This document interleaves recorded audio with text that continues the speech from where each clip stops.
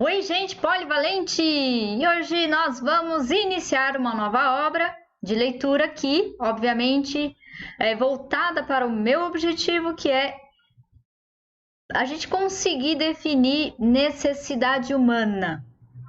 E nada melhor do que nós entendemos de egoísmo. O que é o egoísmo? Ele é positivo?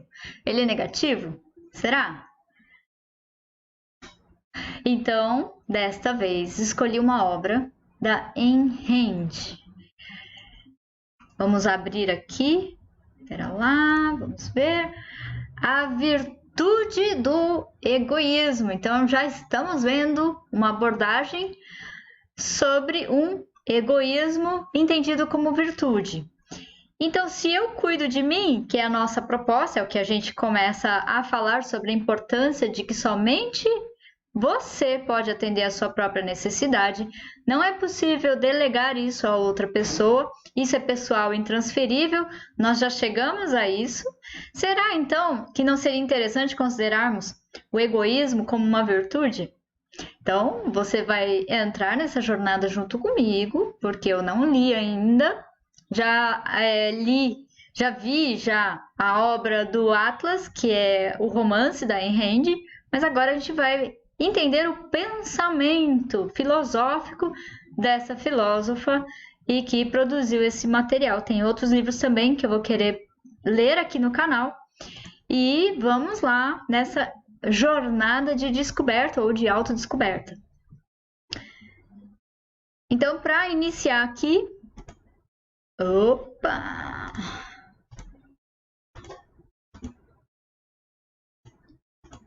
Aqui, vamos lá. Então, aqui é a introdução. Seguindo aqui com a leitura. A contribuição dada por Ayn Rand ao pensamento filosófico desse século vem ganhando cada vez maior reconhecimento, especialmente nos meios acadêmicos norte-americanos. Um número sempre crescente de filósofos, economistas, historiadores e psicólogos vem se debruçando sobre o legado intelectual de Ayn Rand, como provam as diversas obras publicadas após sua morte, ocorrida em 1982. No Brasil, Ayn Rand passou a ser conhecida do público leitor através de seu romance mais famoso, A Revolta de Atlas, publicado em português em 1987, exatos 30 anos após a primeira edição norte-americana. Com A Virtude do Egoísmo, ocorreu algo muito semelhante. Um dos principais ensaios deste livro, A Ética Objetivista, que a gente vai ler também, foi originalmente apresentado como uma conferência na Universidade de Wisconsin em 1961. Hoje, decorridos novamente 30 anos, os leitores brasileiros têm a oportunidade de conhecer mais profundamente a faceta filosófica de Ayn Rand. Este livro foi a primeira obra de não-ficção publicada por Ayn Rand, embora, na verdade, os seus romances não tivessem um caráter puramente ficcional. Após ter saído a primeira edição de A Revolta de Atlas em 1957, Ayn Rand dedicou-se exclusivamente a escrever sobre sua filosofia, o objetivismo, numa publicação intitulada The Objectivist Newsletter. Por meio desta e do Nathaniel Branden Institute, a filosofia objetivista ganhou um enorme impulso na década de 60. Toda uma geração foi marcada pelo que escreveu e ensinou Ayn Rand naquele período. Em meados da década de 60, a longa associação entre Ayn Rand e Nathaniel Branden, que foi uma espécie de porta-voz e íntimo colaborador do movimento objetivista, terminou. E o fim dela acabou arrefecendo o próprio movimento, que àquela altura já ganhava corpo e se insinuava nos meios universitários e na mídia. Os livros de Ayn Rand, entretanto, continuaram a vender como sempre. No começo da década de 80, ela já havia batido a marca de mais de 20 milhões de cópias vendidas, entre obras de ficção e não ficção. A publicação de A Virtude do Egoísmo em português é mais do que oportuna. Significa o resgate de um debate que já deveria ter começado entre nós há 30 anos, mas que incompreensivelmente apenas agora, e graças à iniciativa do Instituto de Estudos Empresariais, tem início. Um debate sobre os fundamentos de uma sociedade de homens livres, os postulados éticos sobre os quais devem repousar as instituições sociais, o verdadeiro papel que o governo tem a desempenhar, os equívocos filosóficos que são marcados pelo uso inadequado da linguagem e as consequências de todas essas questões para a sobrevivência do homem. O livro que o leitor tem nas mãos não é um tratado de filosofia, como bem adverte o autor em sua introdução. Trata-se apenas de uma obra que sistematiza alguns aspectos da filosofia de Ayn Rand, anteriormente exposta em seus livros de não-ficção, especialmente A Revolta de Atlas e A Nascente. Esta última ainda inédita em português. Quer dizer, no caso, já tem a Nascente em português. Quem quiser tem à disposição na internet, tá? E a aplicação da mesma a questões cotidianas. Embora escrita há 30 anos, nenhum dos ensaios perdeu a atualidade. Antes, pelo contrário, os problemas identificados por Ayn Rand continuam atuais e, dada sua universalidade, também não se restringem aos Estados Unidos. Para o leitor brasileiro, basta alterar sem nenhuma dificuldade datas e nomes de protagonistas para ter a impressão de que a autora se refere a fatos que ocorrem hoje neste país. E ao final da leitura descobrirá a razão para isso.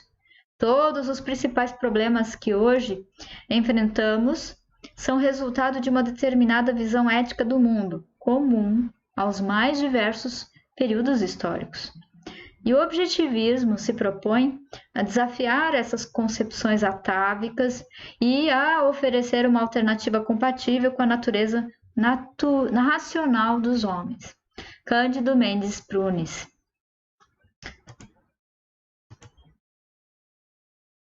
Ideias novas. Em todos os níveis culturais, desde os círculos intelectuais mais sofisticados até o homem comum, que só teve acesso a uma modesta instrução, se reclamam por ideias novas. O pensador espanhol Julián Marías, em uma conferência realizada em 12 de julho de 1983, em Buenos Aires, comentou a melancólica tristeza que me produz a decadência intelectual do mundo e assinalou como causa dos problemas cruciais da humanidade a utilização em todos os níveis de ideias arcaicas que não têm mais nada a ver com a nossa realidade atual. Políticos, jornalistas, economistas, escritores, pensadores de todas as correntes juntam suas vozes a esta declaração. Antecipando-se a esses comentários e aos de outros pensadores que cito aqui, Ayn Rand, em conferências proferidas na Universidade Yale, Brooklyn e Columbia, em 1960, pronunciou-se severamente a esse respeito, dizendo: "Nunca antes o mundo clamou tão desesperadamente por respostas a problemas cruciais. E nunca antes o mundo se apegou tão freneticamente à crença de que não há respostas possíveis. Vivemos um tempo de transição, o momento de uma grande mudança, como disse C.W. Ceran, autor de Deuses, Túmulos e Sábios, em sua obra Westermorrow. Com o século XX, está se acabando um período da história da humanidade que abarca 5 milênios, opondo-se a Oswald Spengler e a seu conceito de que o Ocidente está terminando. A nossa situação não se assemelha à de Roma do começo da era cristã, mas sim à do homem de 3.000 anos antes de Cristo.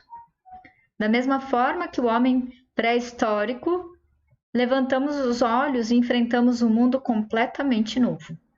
Um sistema de vida vai chegando ao fim e um novo surge, adequando-se à realidade e às necessidades de hoje. Todos nós notamos que as respostas tradicionais que nunca solucionaram nada deixaram de ter qualquer efeito, que fazem falta conceitos novos, sólidos, coerentes, que ponham fim à defasagem intelectual entre o colossal avanço tecnológico e o confuso conjunto de ideias atávicas que o homem moderno continua aceitando somente por tradição. A perceber-se disso naturalmente gera nos homens uma sensação de insegurança e angústia. É o medo do novo, do desconhecido. Presos em seus pequenos e, para a maioria, desconfortáveis ninhos. As pessoas se agarram a eles, temendo o momento de abrir suas asas e voar. A mudança já está presente. Herbert Head, filósofo britânico da arte, disse que nesses tempos participamos de uma mudança tão fundamental que devemos retornar um longo percurso para encontrar um paralelo, talvez somente comparável à mudança verificada no término do período paleolítico e na transição para o neolítico. Estruturas arcaicas são derrubadas, da mesma forma que aquelas árvores que crescem e mudam com cortes, também o homem terá que abandonar suas ideias, suas crenças e suas vivências totalmente esclerosadas, mais adequadas a um ser irracional e indefeso do que a sua condição de explorador do espaço e do átomo, criador e modificador da vida, conquistador da natureza. Essas novas ideias, esse moderno fundamento de existência exigido pela realidade atual, foram concebidos por Ayn Rand, quem lançou ao mundo entre 1933 e 1982 sua filosofia objetivista. Com uma clareza de raciocínio que a converte em gigante da filosofia, elaborou com precisão matemática e simplicidade quase inaudita a perfeita concatenação de um sistema filosófico, racional, carente de contradições, estritamente baseado na lógica e na realidade, e coerente com a natureza do homem. Suas ideias, combatidas e condenadas por intelectuais, pseudo-intelectuais místicos, aferrados a antigas estruturas decadentes, foram passo a passo abrindo caminho nos círculos intelectuais mais flexíveis, predispostos a mudanças, especialmente entre estudantes universitários. Hoje em dia se começam a notar os efeitos. Na Noruega, o político Anders Land declarou publicamente que a plataforma de seu partido se funda na filosofia de Ayn Rand. Igualmente, os libertários dos Estados Unidos reconhecem nela a fonte e o guia. Colaboradores da pensadora, tais como a economista Alan Greenspan, atuaram como conselheiros do presidente Ronald Reagan.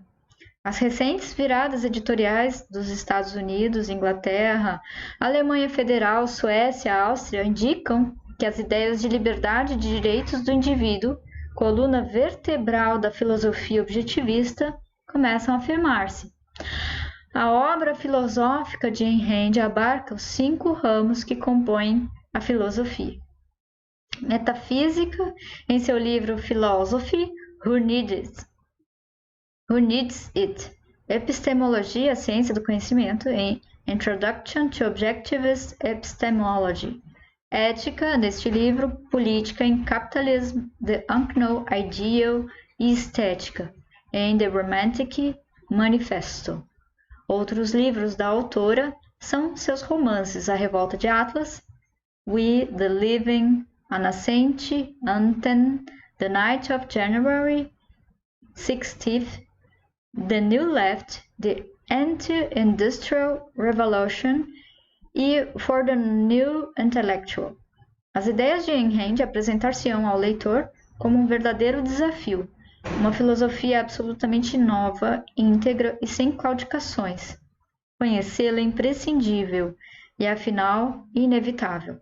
Bertrand Russell, que já não concordaria com as ideias de Ayn Rand, disse em sua obra Fundamentos de Filosofia: nenhuma filosofia pode passar sem prestar atenção às mudanças nas nossas ideias do mundo físico que os homens da ciência acreditaram necessário introduzir. Pode-se dizer com razão que todas as filosofias tradicionais serão descartadas e que teremos que começar de novo com o menor respeito possível pelos sistemas do passado. Nosso tempo penetrou mais profundamente na natureza das coisas como nenhum outro, e seria inadequadamente modesto sobreestimar o que ainda pode se aprender com metafísicos dos séculos XVII, XVIII e XIX. E J. Bronowski, o sábio autor de A Ascensão do Homem, advertiu em 1973: o conhecimento é uma responsabilidade pela integridade do que somos, primordialmente como criaturas éticas. E não podemos manter essa integridade se deixamos que os demais dirijam o mundo por nós, enquanto nos dedicamos a viver com base numa moral vinda de crenças passadas. Daqui a 50 anos, se o conhecimento da origem do homem, sua evolução histórica e seu progresso não for lugar comum nos livros-texto, então não existiremos mais. A seguir, como breve biografia de Ayn Rand, está transcrito parte de meu artigo Ayn Rand e a Filosofia da Razão, que, como uma homenagem, coincidência com o primeiro aniversário de sua morte, foi publicado em 6 de março de 1983 no jornal La Prensa de Buenos Aires.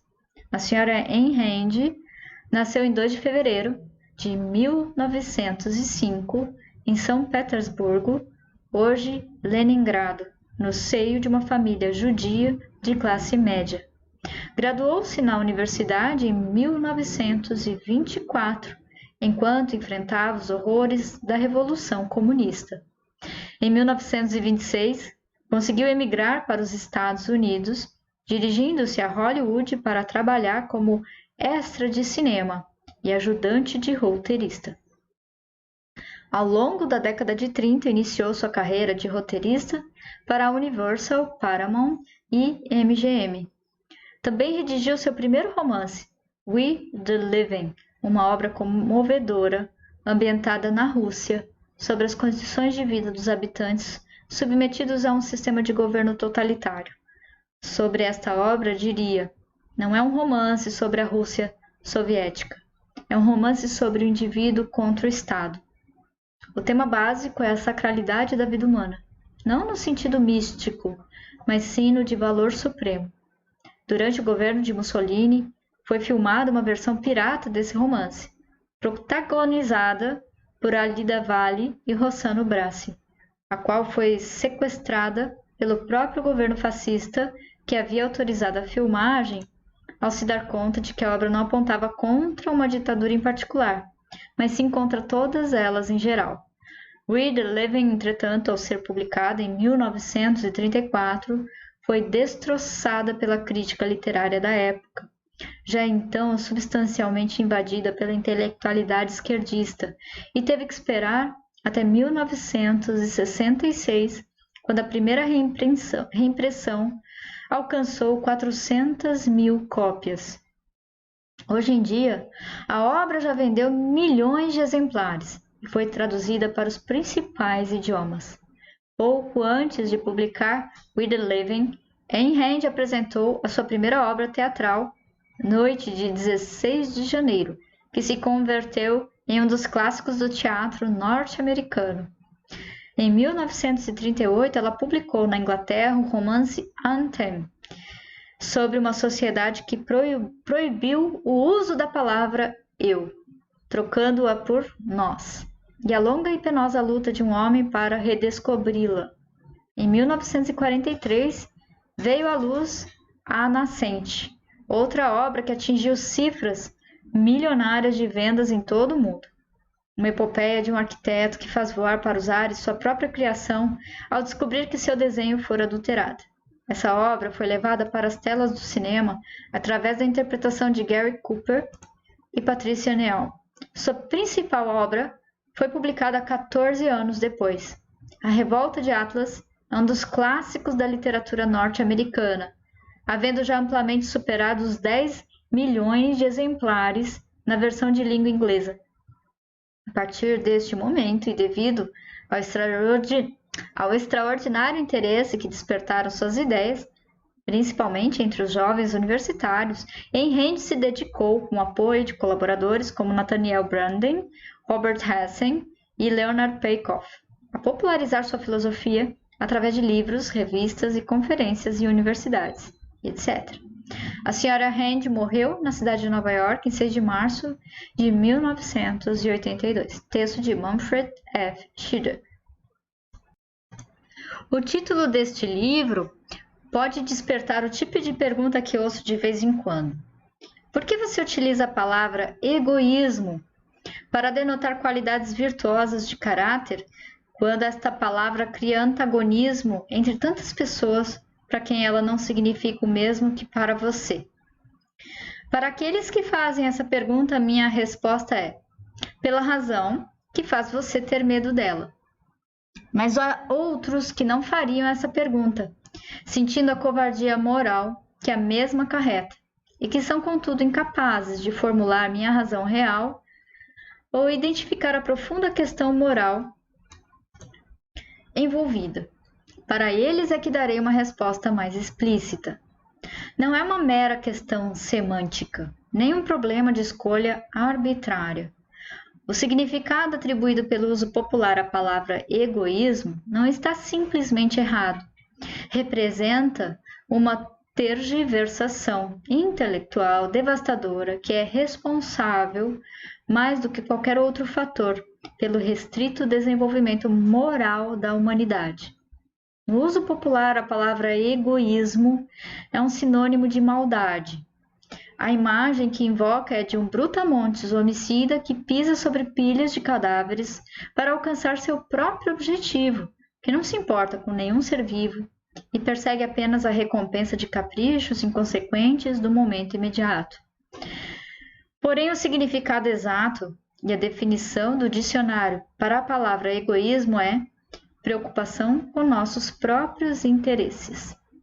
Este conceito não inclui avaliação moral, não nos diz se a preocupação com os nossos próprios interesses é boa ou má, nem nos diz o que constitui os interesses reais do homem. É tarefa da ética responder a tais questões. A ética do altruísmo criou a imagem do brutamontes como uma resposta, a fim de fazer os homens aceitarem dois princípios desumanos. A. Que qualquer preocupação com os nossos próprios interesses é nociva, não importando o que esses interesses possam representar. E B. Que as atividades dos brutamontes são, na verdade, a favor dos nossos próprios interesses, que o altruísmo impõe ao homem renunciar pelo bem de seus vizinhos. Para uma visão da natureza do altruísmo, suas consequências e a enormidade de corrupção moral que perpetra, recomendo a leitura de minha obra A Revolta de Atlas, ou a qualquer uma das manchetes dos jornais de hoje. O que nos preocupa aqui é a omissão do altruísmo no campo da teoria da ética. Há dois questionamentos morais que o altruísmo reúne dentro de um único pacote. 1. O que são valores? 2. Quem deve ser o beneficiário de valores? O altruísmo substitui o primeiro pelo segundo. Ele foge da tarefa de definir um código de valores morais, deixando o homem assim, na verdade, sem diretriz moral.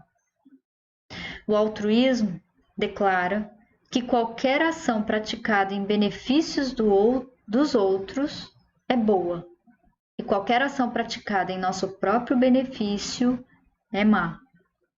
Assim, o beneficiário de uma ação é o único critério de valor moral, e contanto que o beneficiário seja qualquer um, salvo nós mesmos, tudo passa a ser válido. Daí a imoralidade assustadora, a injustiça crônica, os grotescos padrões duplos, os conflitos e as contradições insolúveis que têm caracterizado os relacionamentos humanos e as sociedades humanas através da história, sob todas as variantes da ética altruísta. Observe a indecência do que se consideram julgamentos morais atualmente. Um industrial que produz uma fortuna e um gangster que rouba um banco são considerados igualmente imorais, já que ambos procuraram fortuna para seu próprio benefício egoísta, entre aspas. Um jovem que desiste de sua carreira para sustentar seus pais e nunca sobe além do posto de empregado de mercearia é considerado moralmente superior àquele que suporta uma luta difícil e conquista da sua ambição pessoal. Um ditador é considerado moral, desde que as indescritíveis atrocidades cometidas tenham tido a intenção de beneficiar, entre aspas, o povo, não a ele mesmo. Observe que esse critério moral, que considera apenas o beneficiário, faz a vida de um homem. A primeira coisa que ele aprende é que a moralidade é a sua inimiga. Não ganha nada com ela, apenas perde. Tudo que ele pode esperar são perdas autoimpostas, dores autoimpostas e o manto cinzento e deprimente de uma obrigação incompreensível. Ele pode esperar que os outros possam, ocasionalmente, sacrificar-se em seu benefício, assim como ele se sacrifica de má vontade em benefício deles, mas ele sabe que tal relacionamento só produzirá ressentimentos mútuos, não prazer, e que, moralmente, esta busca de valores será como uma troca de presentes de Natal, não desejados e não escolhidos, que nenhum deles se permite moralmente comprar para si mesmo. Exceto nos momentos em que conseguir realizar algum ato de autossacrifício, ele carecerá como pessoa de qualquer significado moral. A moralidade não toma conhecimento dele e não tem nada a dizer-lhe como orientação nas questões cruciais de sua vida. Essa é somente sua vida pessoal privada, entre aspas, egoísta, e como tal, é considerada ou maléfica ou, na melhor das hipóteses, amoral.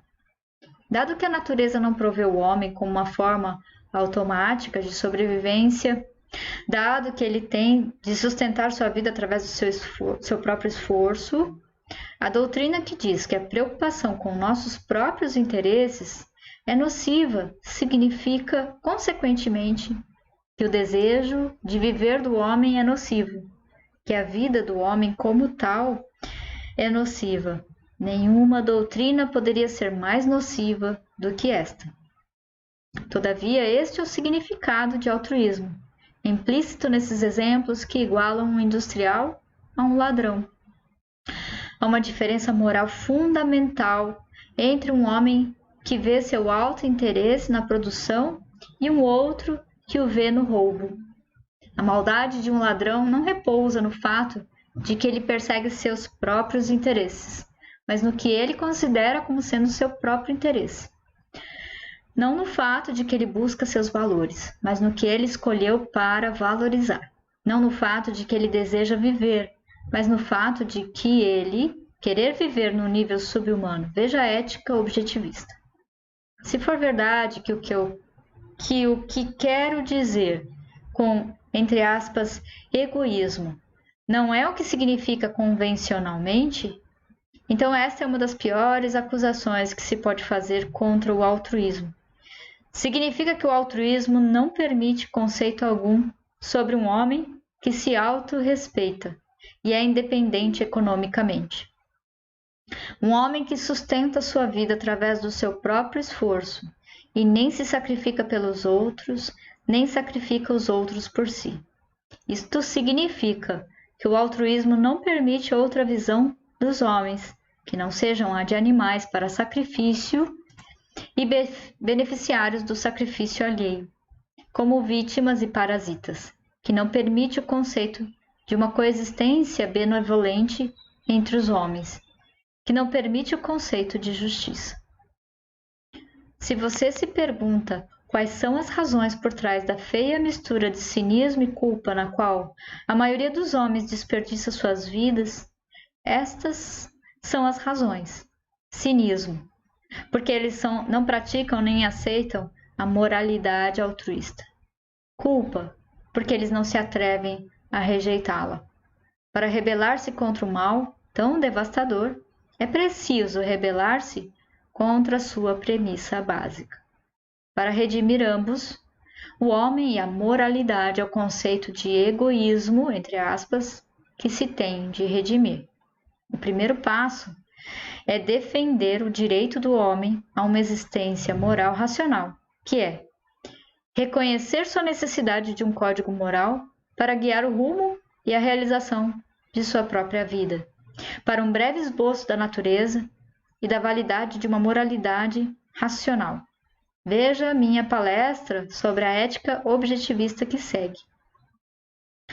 As razões pelas quais o homem precisa de um código moral dirão a você que o propósito da moralidade é definir os interesses e valores adequados ao homem, que a preocupação por seus próprios interesses é a essência de uma existência moral, e que o homem deve ser o beneficiário dos seus próprios atos morais. Dado que todos os valores têm de ser ganhos e mantidos pelas ações do homem, qualquer brecha entre o ator e o beneficiário implica uma injustiça, o sacrifício de alguns homens em favor dos outros, dos que agem em favor dos que não agem, dos que têm moral em favor dos imorais. Nada poderia jamais justificar tal brecha, e ninguém nunca o fez. A escolha do beneficiário dos valores morais é meramente uma questão preliminar e introdutória no campo da moralidade. Não é um substituto para a moralidade, nem um critério de valor moral, como é apresentado pelo altruísmo, nem é tampouco um fundamento moral. Ela tem de ser derivada de e validada pelas premissas fundamentais de um sistema moral. A ética objetivista sustenta que o ator deve ser sempre o beneficiário de sua ação e que o homem deve agir para o seu próprio autointeresse racional. Mas seu direito de fazer tal coisa é derivada de sua natureza como homem e da função dos valores morais na vida humana, e por conseguinte é aplicável somente no contexto de um código de princípios morais racional, objetivamente demonstrado e validado, que defina e determine seu real autointeresse. Não é uma licença para fazer o que lhe agrada, e não é aplicável à imagem altruísta de um brutamontes, entre aspas, egoísta, nem a qualquer homem motivado por emoções, sentimentos, impulsos, desejos ou caprichos irracionais. Isto é, dito como uma advertência contra o tipo de egoístas nietzscheanos, que de fato são um produto da moralidade altruísta e representam o outro lado da moeda altruísta. Os homens que acreditam que qualquer ato, não importando sua natureza, é bom, se pretendido em benefício próprio. Do mesmo modo que a satisfação dos desejos irracionais dos demais não é um critério de valor moral, não o é também a satisfação de nossos próprios desejos irracionais. A moralidade não é um concurso de caprichos. Ver o artigo de Branden, Individualismo Falsificado, e Não Somos Todos Egoístas, que seguem.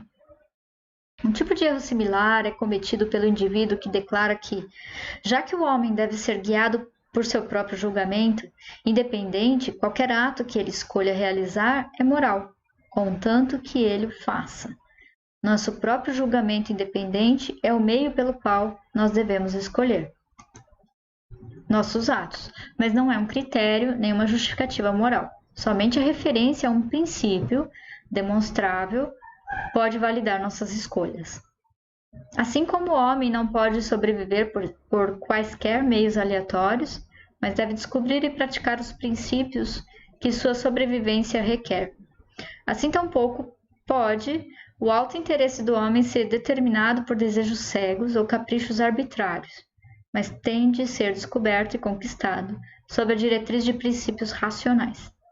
É por isso que a ética objetivista é uma moralidade de autointeresse racional, ou de egoísmo racional, dado que o egoísmo é preocupação com os nossos próprios interesses. A ética objetivista utiliza esse conceito no seu sentido mais puro e exato. Não é um conceito de que se possa render-se aos inimigos do homem, nem aos falsos conceitos, distorções, preconceitos e medo dos ignorantes e dos irracionais. O ataque ao egoísmo é um ataque à autoestima do homem. Render um é render o outro. Agora uma palavra sobre o material deste livro, com exceção da Conferência sobre Ética. Trata-se de uma coleção de ensaios publicados em The Objectivist Newsletter, um periódico mensal de ideias, editado e publicado por Nathaniel Branden e eu. Esse boletim trata da aplicação da filosofia do objetivismo às questões e problemas da cultura atual, mais especificamente com aquele nível intermediário de interesse intelectual que repousa entre as abstrações filosóficas e as ideias jornalísticas concretas do dia a dia. Seu objetivo é prover os leitores com um marco de referência filosófica consistente. Esta coleção não é um tratado sistemático de ética, mas uma série de ensaios sobre aqueles temas éticos que precisavam de esclarecimento no contexto atual, ou que tinham se tornado confusos pela influência do altruísmo. Você pode observar que os títulos de alguns ensaios estão na forma de pergunta. Estes vêm do nosso Departamento de Munição Intelectual, entre aspas, que responde às perguntas enviadas pelos nossos leitores. Em Rand, Nova York, setembro de 1964. PS. Nathaniel Branden não é mais ligado a mim, à minha filosofia, ou ao The Objectivist, antigamente The Objectivist Newsletter, Nova York, novembro de 1970, AR. Então ela introduziu aqui. Já que vou falar sobre a ética objetivista, posso começar citando seu melhor representante, o John Galt, em A Revolta de Atlas, entre aspas. Durante séculos de flagelos e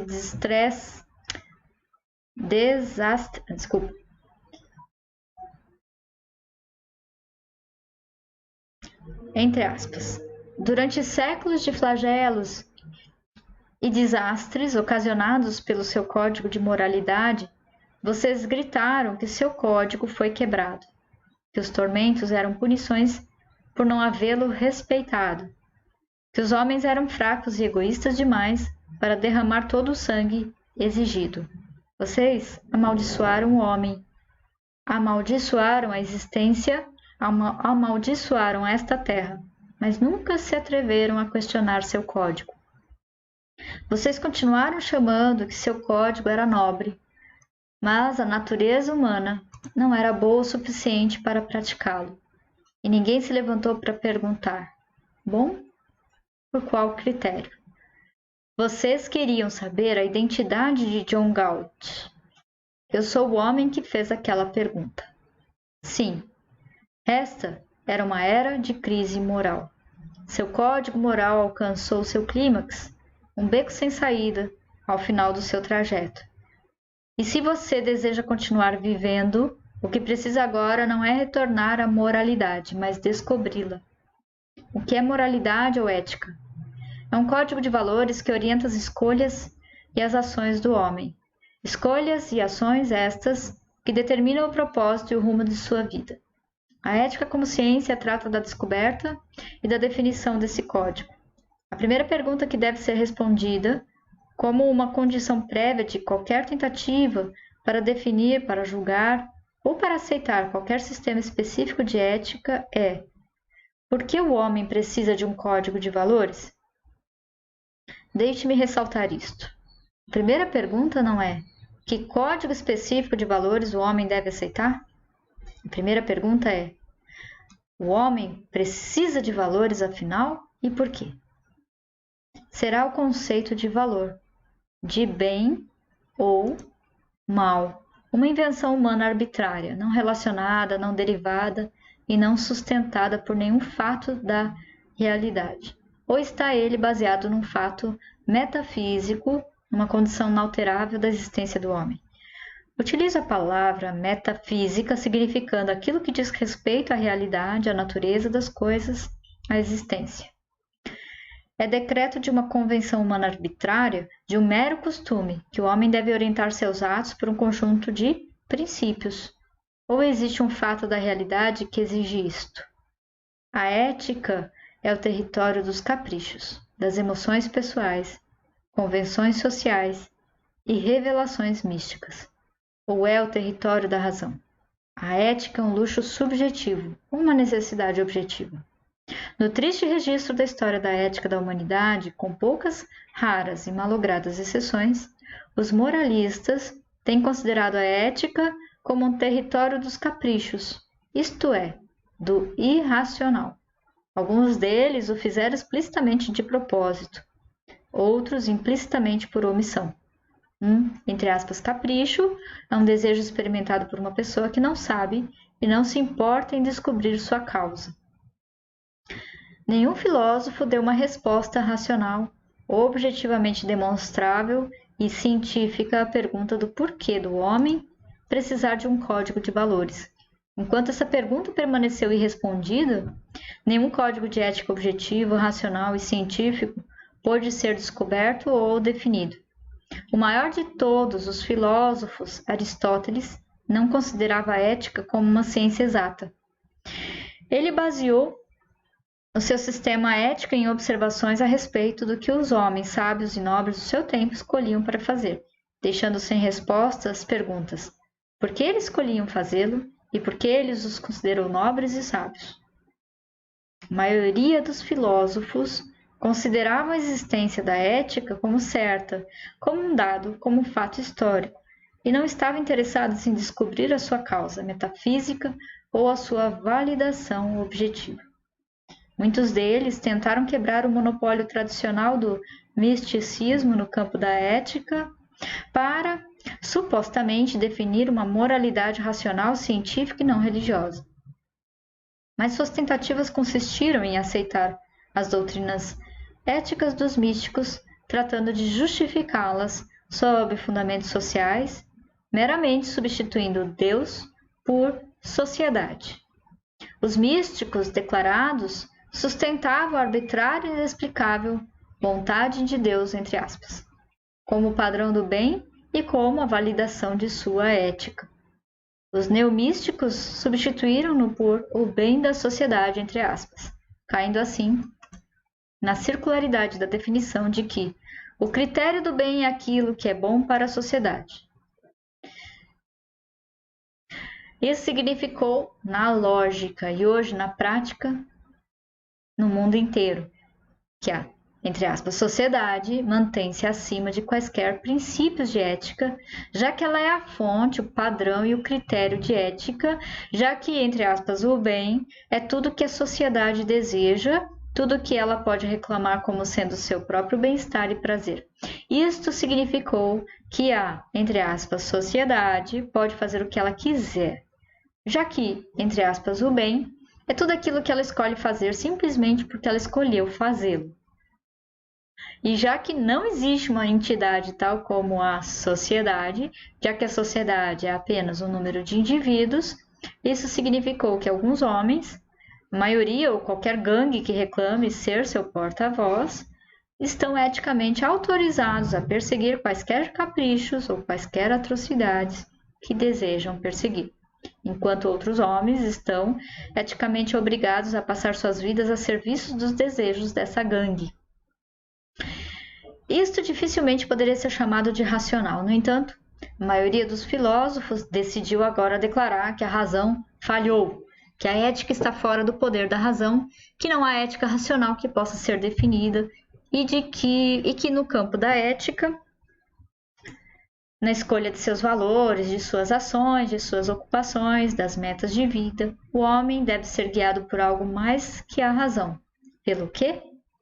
Fé, instinto, intuição, revelação, sentimento, gosto, ímpeto, desejo e capricho. Hoje, como no passado, a maioria dos filósofos concordam que o padrão último da ética é o capricho. Eles o chamam de postulado arbitrário, escolha subjetiva, ou ainda compromisso emocional. E a batalha é apenas sobre a questão: o capricho de quem?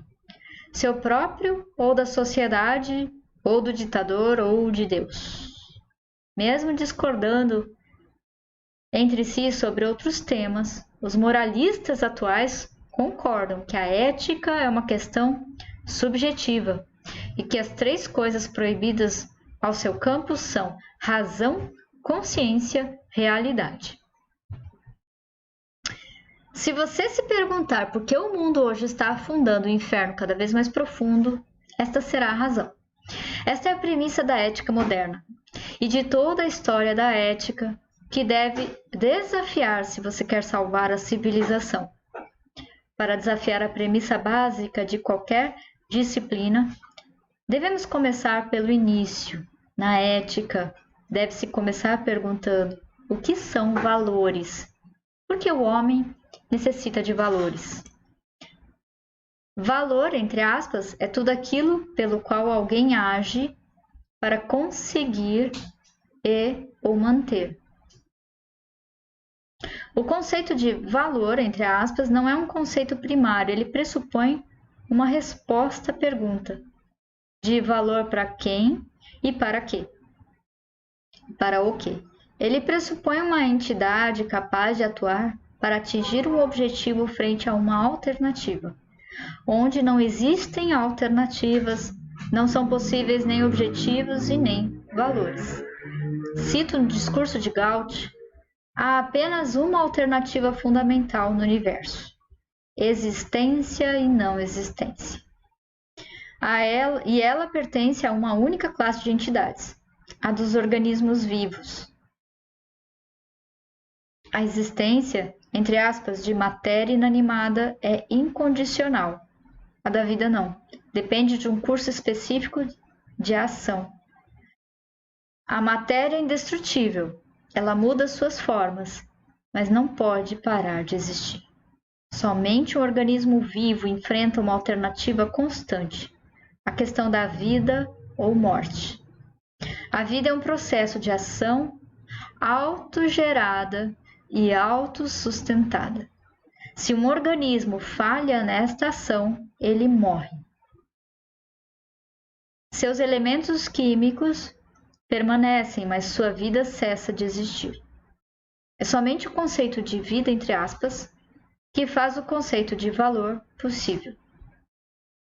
É apenas para uma entidade viva que as coisas podem ser boas ou más.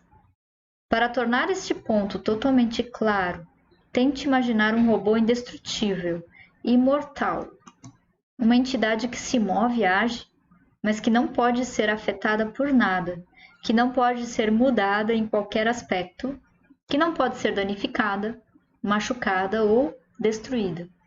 Tal entidade não seria capaz de ter quaisquer valores, não teria nada para ganhar ou para perder. Ela não poderia considerar nada como sendo a seu favor ou contra, servindo ou ameaçando seu bem-estar, preenchendo ou frustrando seus interesses. Ela não poderia ter nenhum interesse ou objetivos. Apenas uma entidade viva pode ter objetivos ou originá-los. E somente um organismo vivo tem capacidade para realizar ações autogeradas e dirigidas a um objetivo. Ao nível físico, as funções de todos os organismos vivos, do mais simples ao mais complexo, da função nutritiva da célula única de uma ameba à circulação do sangue no corpo de um homem, são ações geradas pelo próprio organismo e dirigidas a um único objetivo: a conservação da vida no organismo. A vida de um organismo depende de 2 fatores: o material ou combustível que ele necessita do lado de fora do seu meio ambiente físico e a ação do seu próprio corpo de utilizar esse combustível apropriadamente. Qual é o critério que determina o que é apropriado neste contexto? O critério é a vida no organismo, ou aquilo que é exigido para a sobrevivência do organismo. O organismo não possui nenhuma opção nessa questão. Aquilo exigido para sua sobrevivência é determinado pela sua natureza, pelo tipo de entidade que é. Muitas variações, muitas formas de adaptação ao meio ambiente são possíveis a um organismo, incluindo a possibilidade de existir durante um tempo numa condição de incapacidade, de mutilação ou doença, mas a alternativa fundamental de sua existência permanece a mesma. Se um organismo falha nas funções básicas exigidas por sua natureza, se o protoplasma de uma ameba cessa de assimilar comida, ou se o coração de um homem para de bater, ele morre. Num sentido fundamental, a não ação é a antítese da vida. A vida pode ser mantida na existência apenas por um processo constante de ação, de autossustentação. O objetivo dessa ação, o valor supremo que, para ser mantido, deve ser ganho através de cada um dos seus momentos, é a vida do organismo. Um valor supremo é aquele objetivo final para o qual todos os objetivos menores são meios. Ele estabelece o critério pelos quais todos os objetivos menores são valorados. A vida de um organismo é o seu padrão de valor. Aquilo que promove sua vida é o bem. Aquilo que a ameaça é o mal.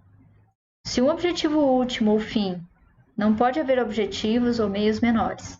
Uma série de meios que avançam em uma progressão infinita na direção de um fim inexistente é uma impossibilidade metafísica epistemológica.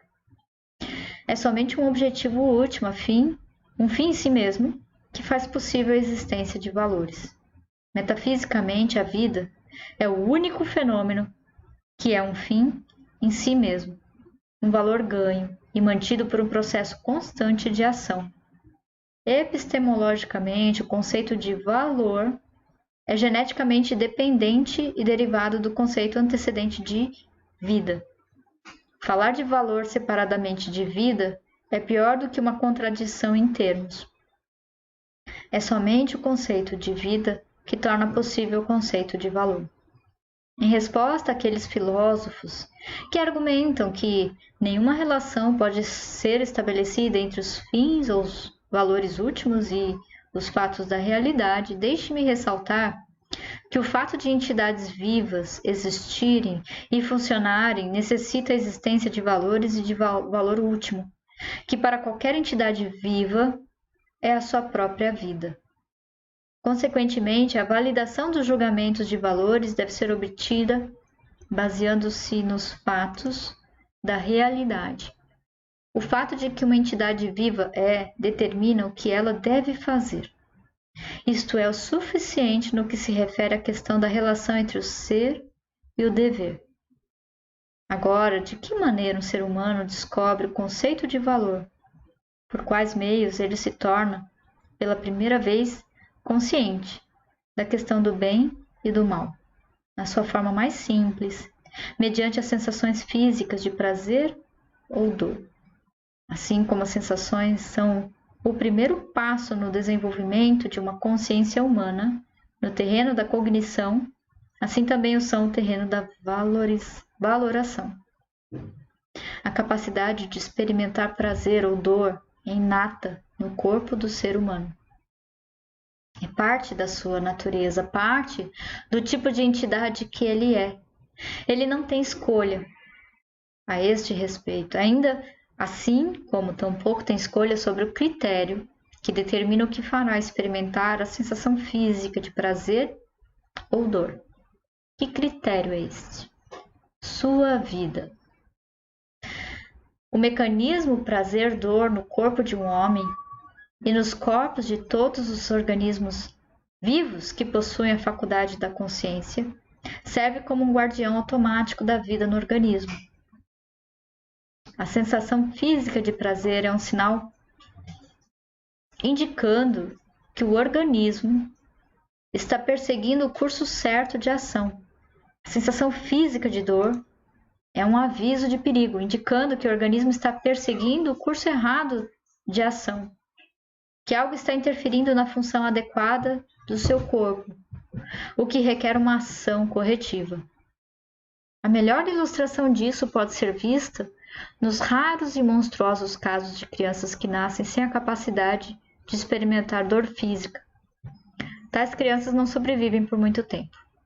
Elas não têm meios de descobrir o que pode feri-las, nenhum sinal de advertência e, consequentemente, um corte insignificante pode desenvolver-se numa infecção mortal.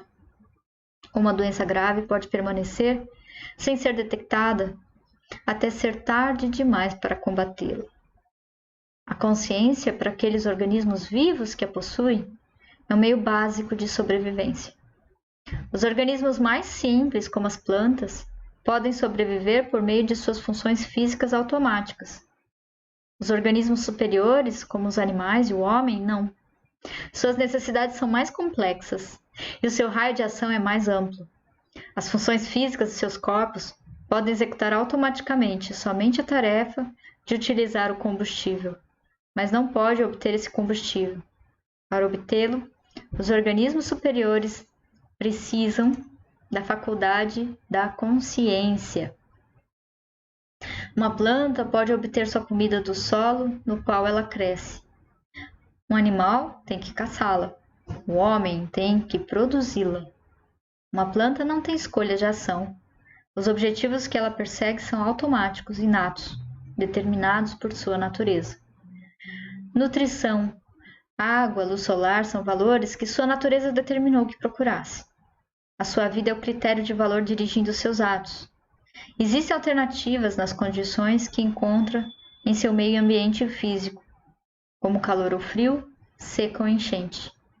Há certas ações que é capaz de executar para combater condições adversas, como a habilidade de algumas plantas de crescerem e rastejarem por debaixo de uma pedra até alcançarem a luz solar. Mas sejam quais forem as condições, não há alternativa na função de uma planta. Ela age automaticamente para promover sua vida. Ela não pode agir para sua própria destruição. A complexidade de ações requeridas para a sobrevivência dos organismos superiores é mais ampla. Ela é proporcional à complexidade da sua consciência. As espécies conscientes inferiores possuem somente a faculdade da sensação, suficiente para direcionar suas ações e abastecer suas necessidades. Uma sensação é produzida pela reação automática de um órgão do sentido a um estímulo proveniente do mundo exterior. Ela dura pela extensão do momento imediato, contanto que o estímulo permaneça e não mais que isso. As sensações são uma resposta automática, uma forma automática de conhecimento que uma consciência não pode procurar, nem da qual se evadir. Um organismo que possui apenas a faculdade da sensação é orientado pelo mecanismo prazer-dor de seu corpo, ou seja, através de um conhecimento automático, um código de valores automático. Sua vida é o critério de valor que dirige seus atos. Dentro da gama de ações que lhe são possíveis, ele age automaticamente para promover sua vida e não pode agir para sua própria destruição. Os organismos superiores possuem uma forma muito mais potente de consciência.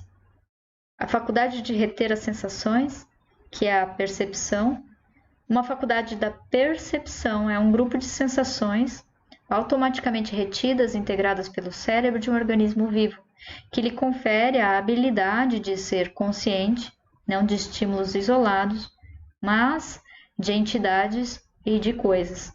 Um animal não é guiado meramente por sensações imediatas, mas por percepções.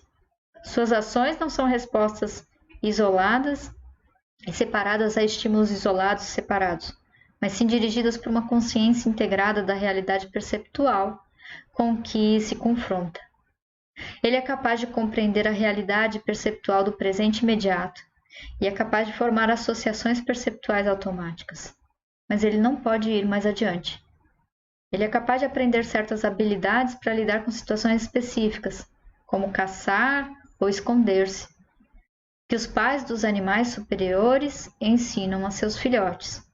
Mas um animal não tem escolha sobre o conhecimento e as habilidades que adquire. Ele pode apenas repeti-los geração após geração. Um animal tampouco não tem escolha no critério de valor que dirige seus atos.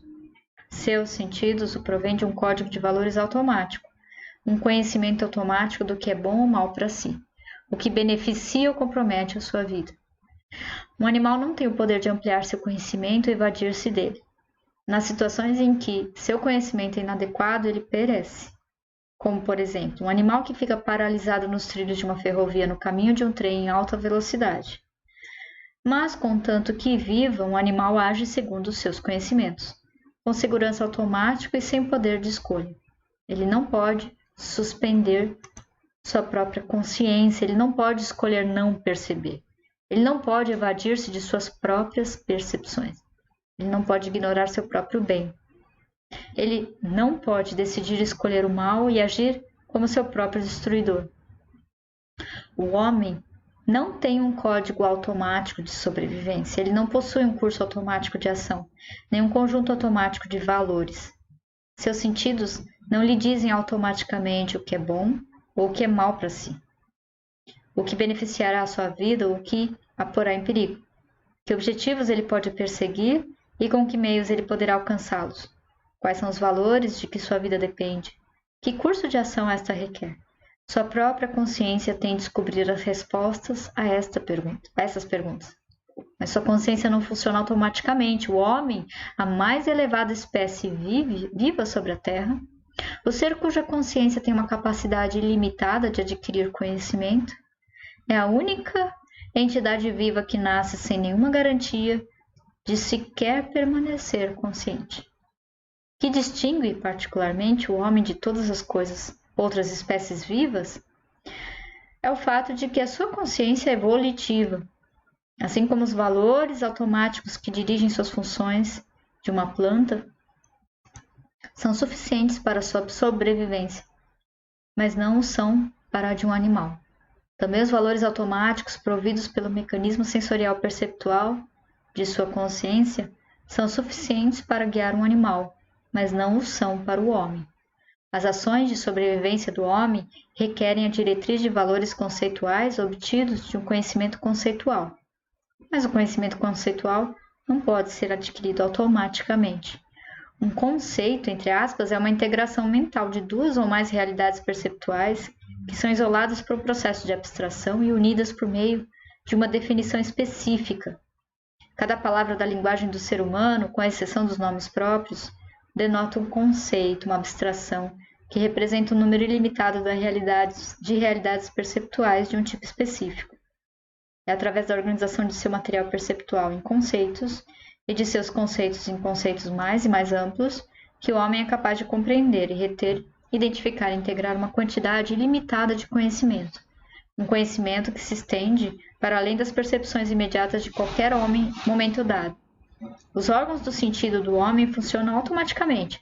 O cérebro do homem integra as informações sensoriais em percepções de maneira automática, mas o processo de integrar percepções em conceitos, o processo de abstração e de formação de conceitos não é automático. O processo de formação de conceitos não consiste meramente em compreender algumas poucas e simples abstrações, como cadeira, mesa, quente e frio, e em aprender a falar.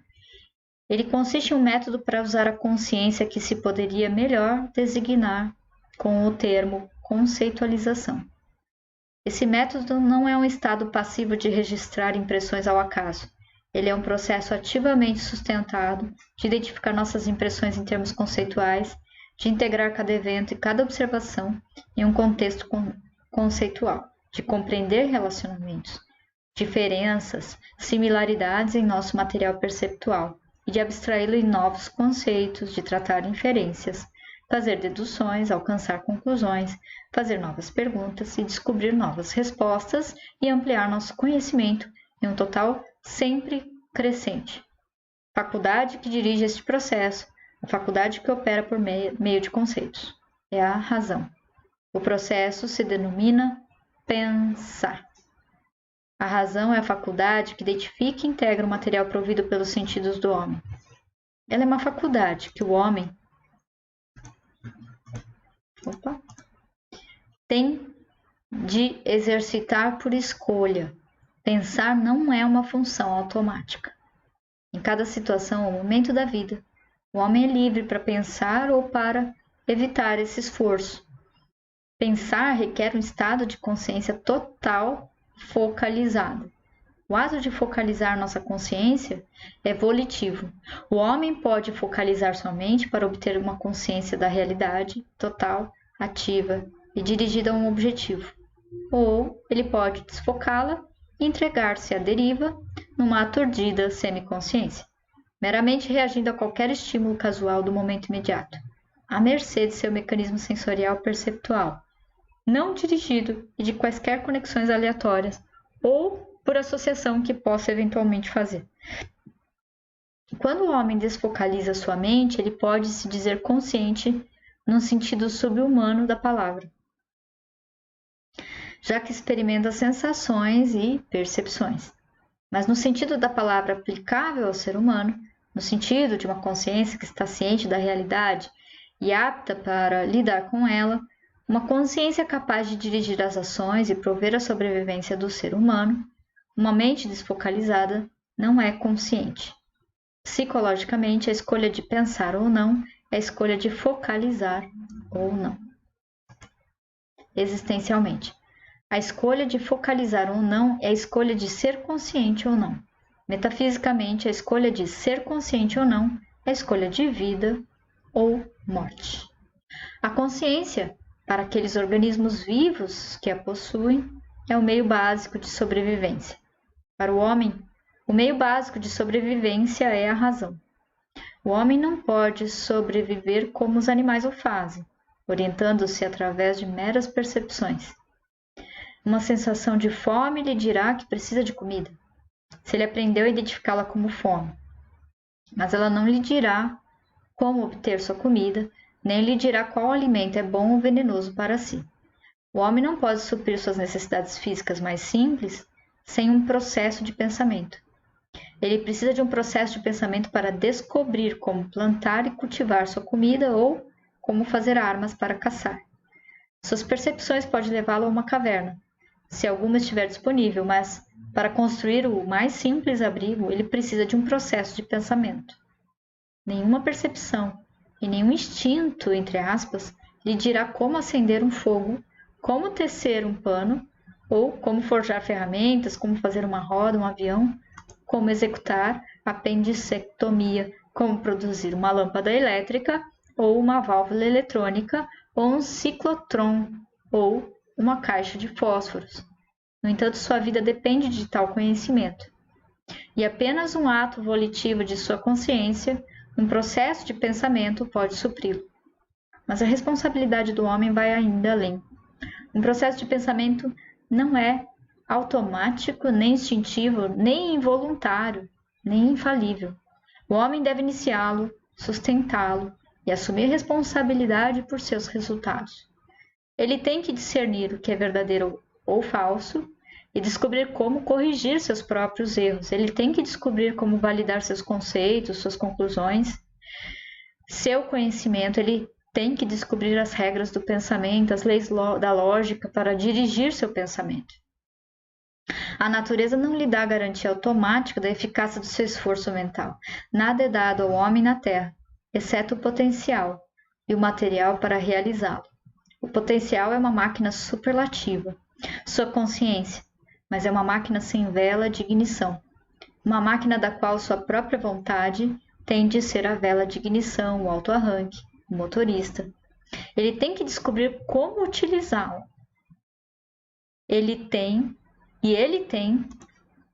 que mantê-la em uma constante ação.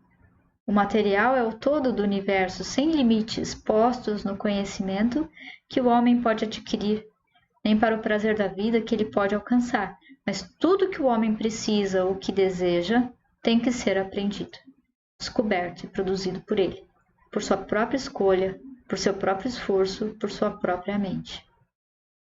Um ser que não sabe automaticamente o que é verdadeiro ou falso, não pode saber automaticamente o que é certo ou errado, o que é bom ou mal para si. No entanto, ele precisa desse conhecimento para viver. Ele não está isento das leis da realidade. Ele é um organismo específico de uma natureza específica que requer ações específicas para sustentar sua vida. Ele não pode alcançar sua sobrevivência por meios arbitrários, nem por movimentos aleatórios, nem por impulsos cegos, nem por acaso, nem por capricho. Aquilo que sua sobrevivência exige é definido por sua natureza e não está aberto à sua escolha. O que está aberto à sua escolha é somente se ele o descobrirá ou não, se escolherá os objetivos e valores certos ou não.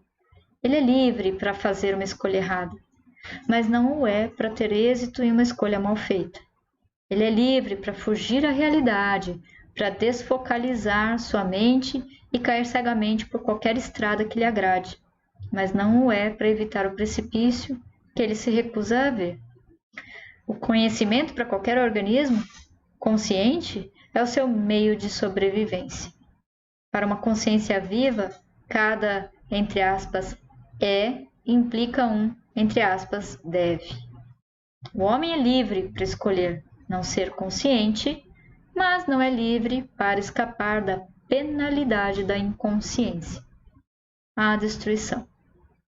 O homem é a única espécie viva que possui o poder de agir como seu próprio destruidor. E este é o caminho pelo qual ele tem agido através da maior parte da sua história. Quais são, então, os objetivos corretos para o homem perseguir? Quais são os valores que sua sobrevivência requer?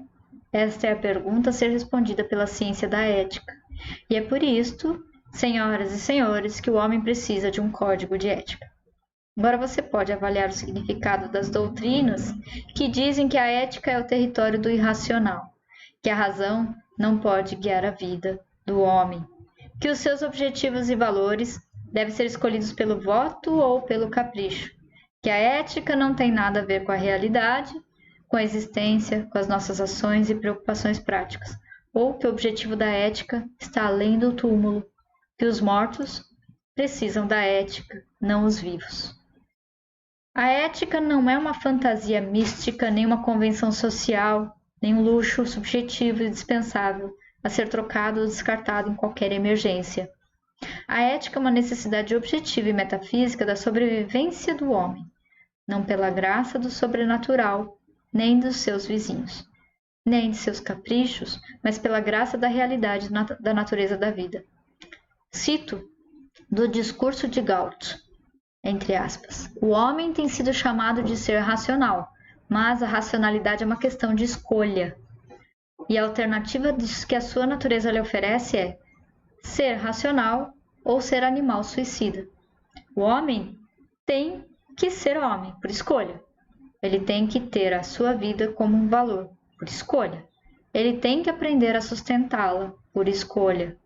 Descobrir os valores que ela requer e praticar suas virtudes, por escolha. Um código de valores aceito, por escolha, é um código de moralidade. O critério de valor da ética objetivista, o critério pelo qual alguém julga o que é bem ou mal, é a vida do homem, ou aquilo que é exigido para a sobrevivência do homem enquanto homem. Bom, já se passou mais que 1 hora, e a minha proposta sempre é fazer aqui a leitura por 1 hora. E nós já extrapolamos aqui um pouco mais, quase uns 20 minutos a mais da nossa leitura. E eu vou ficando por aqui. Semana que vem volto a virtude do egoísmo. E tá assim muito se aproximando da minha visão em relação às necessidades. Ela tá falando sobre a essência do homem. Para que ele existe? Qual que é o fundamento do homem? Que é a vida. E muito das necessidades elas vêm para sinalizar algo relacionado com a vida. Então, tá assim, eu vou precisar pegar toda essa informação e fazer a ligação entre uma coisa e outra. Minha mente está conseguindo fazer alguma correlação aqui superficialmente, mas eu já consigo enxergar algo mais próximo do conceito que nós chegamos de necessidades. E por que quando eu não atendo uma necessidade, eu experimento dor? No caso, dor emocional. Ela está falando de dor física, porque a dor sinaliza uma ameaça à vida, né? Então é interessante isso. Será que a gente não pode também começar a falar sobre a dor emocional como um sinal de ameaça à vida? Ameaça a uma vida no sentido da vitalidade, da busca por permanecer na vida, por busca pela sobrevivência, quando eu sinto dor emocional, eu paro de querer lutar pela vida. Logo, eu já estou naquele item que ela fala a escolha pelo suicídio, né?